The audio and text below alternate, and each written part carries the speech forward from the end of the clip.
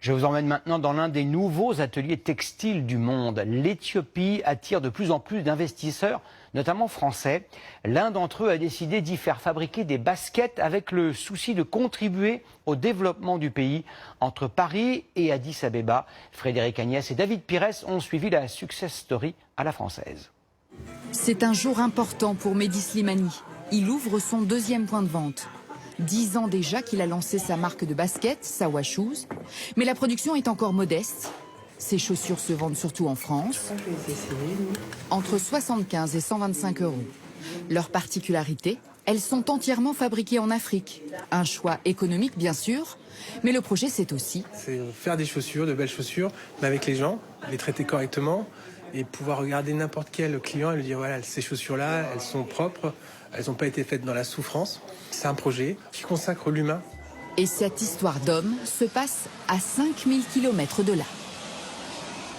Addis Abeba, 4 millions d'habitants, capitale de l'Éthiopie en pleine mutation industrielle.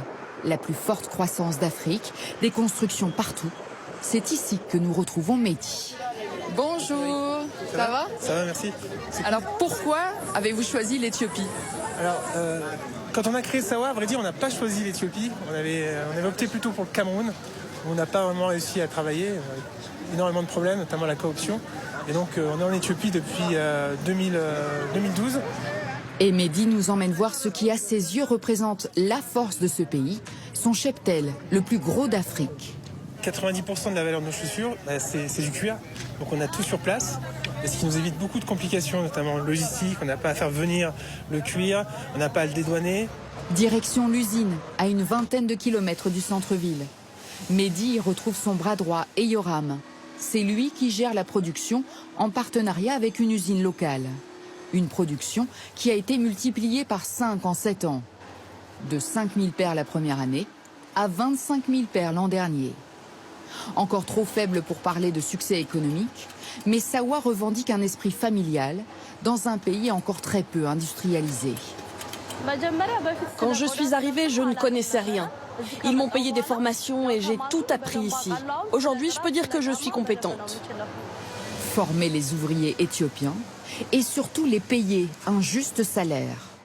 Les gens chez nous sont plutôt bien payés, entre 200 et 500 $ par mois, ce qui est beaucoup d'argent en Éthiopie. Zerioun, 24 ans, confirme.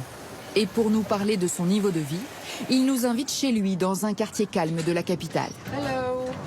Une pièce de 15 mètres carrés environ, sans fenêtre, où il vit avec sa femme et son fils de 9 mois.